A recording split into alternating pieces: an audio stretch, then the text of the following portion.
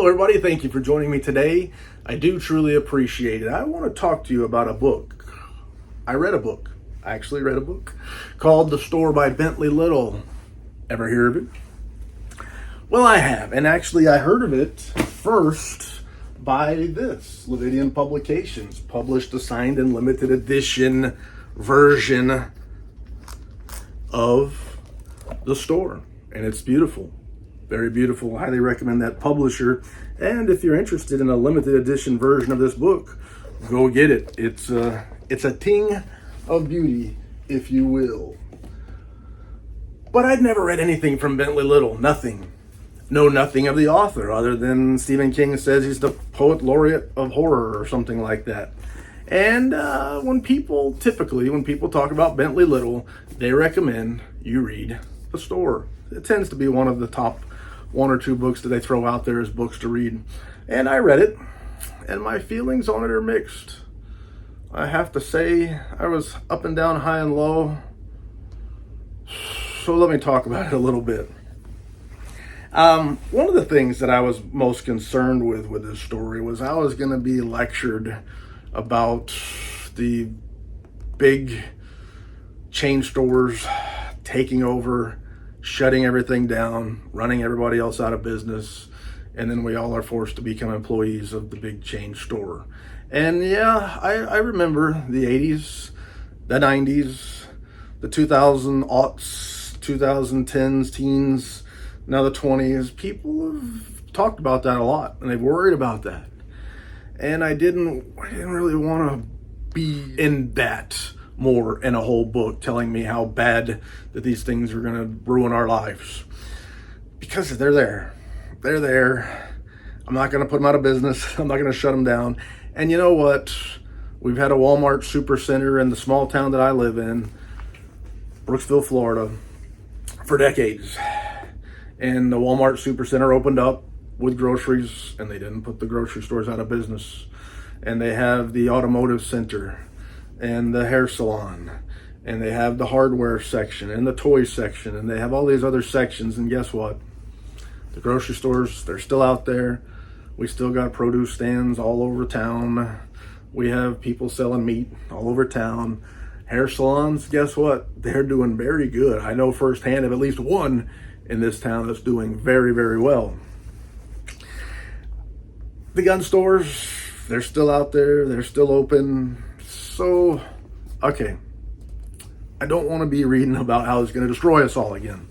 But the book starts off that way. It kind of hints that that's where it's going, but then it goes in a completely something else. Something supernatural, something much different, something horror, something less realistic, which I liked. I had other issues with the book, and I'll get into them a little bit later on. But essentially, we have a guy named Bill Davis.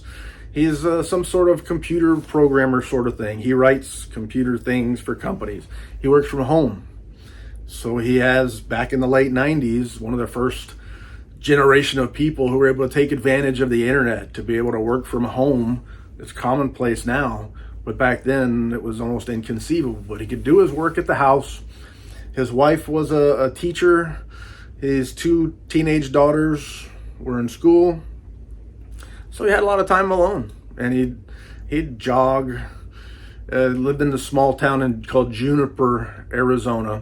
So it was a well-run town, quiet, beautiful. They took care of stuff. Seemed like it was governed well and all that stuff. Things running along pretty well. There's complaints, but going pretty good. He's got a pretty good life, seems like. He had a job where he would have an assignment and a deadline. So he'd work real hard to get his assignment done. And then when it was done, he'd wait for the next assignment. So he had a lot of downtime between assignments. So it worked out pretty good for him. He played a lot of chess with his friends, online, in person. He'd get to go to their businesses and hang out and just do stuff that sounds like fun. Well, one day, he's jogging by this relatively beautiful, scenic part of the countryside near where he lives, and it's been demolished, decimated, flattened. All of the natural features destroyed and wiped out. It is the future location of the store.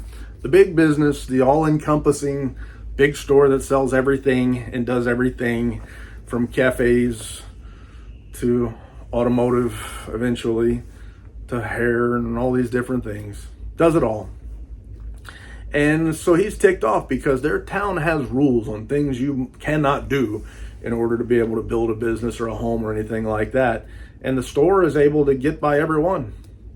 The town council, the mayor, they do whatever the store wants them to do because they're afraid that if they don't play along, the store goes into the other town down the road.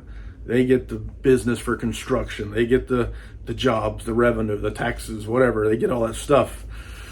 So everything the store wants, the store gets. And they bend for them every single time.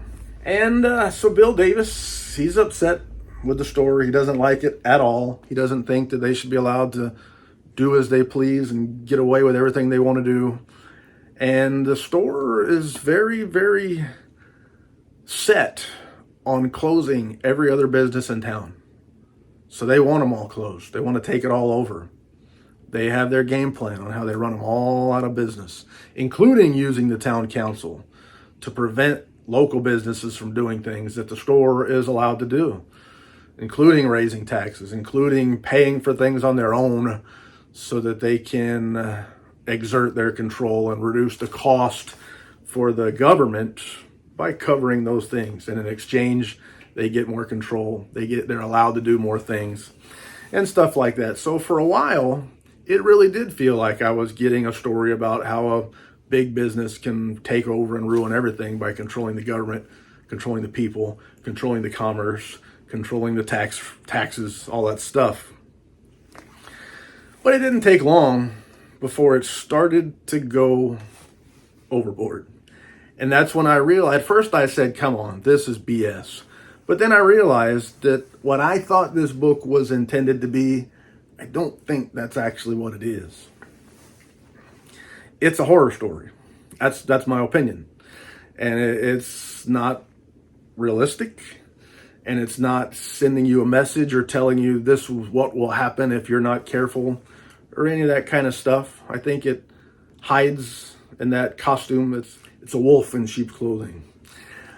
I don't know. I didn't talk to Bentley Little about his intentions, but it started to become something that no longer was easily applied to other comparable businesses like the Walmart, which would be the obvious one that it kind of would resemble.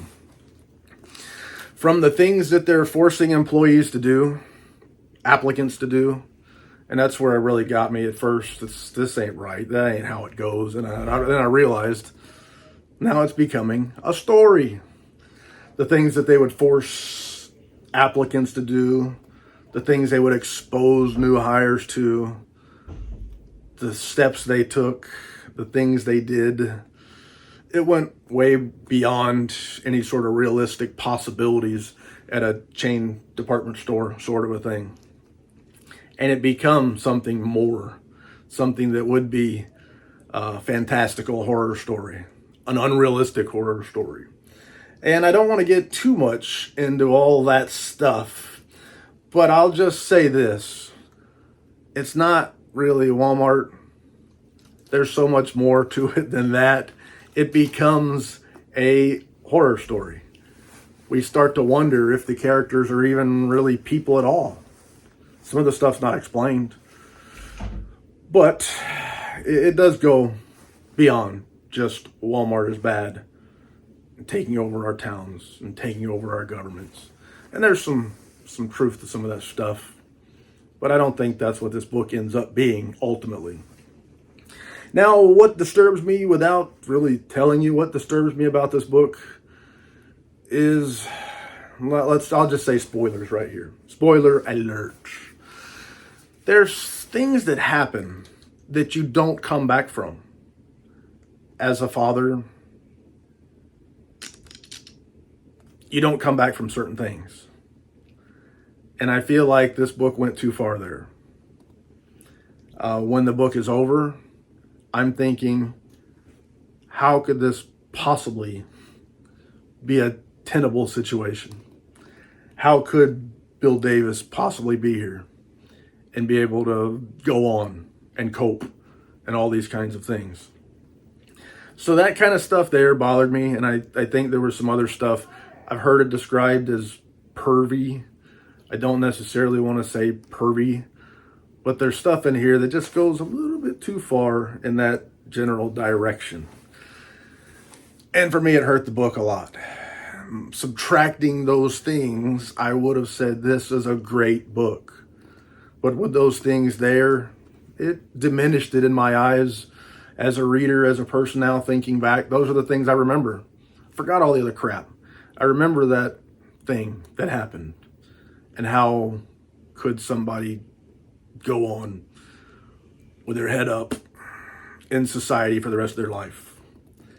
But that was a spoiler. I hope you paid attention when I said spoiler alert. I won't tell you exactly what it was. But I would say, what did I think of the store, and will I read Bentley Little again? First of all, yes, I'll probably read some more of his books. Overall, all things being considered, I like the book. Some things hurt it, and the more time that goes on after finishing it, I think the less I like it because of those things. It's almost an annoyance. How could you have done that to me? Like you spit in my face and laughed about it. So I'm tempted to say 4 out of 5 on what I thought about the book, but I gotta go a little bit closer to 3, maybe a 3.5 out of 5. A book that should have been better.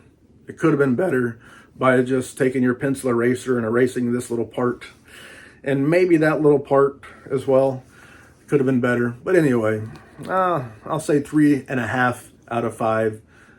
I like Bentley Little as a writer just based on this, although I felt like he betrayed me. That's just what I'll say there. So I'll read another one. I'll give it another shot. Overall, I enjoyed reading this book, but that's where I stand. And while I do have a lot more to say, I don't want to say it all because it's giving away too much. So I'll just leave it there with no more lies to tell. Thank you for your time. I do truly appreciate it. C'est la vie. Baby. Doo-doo.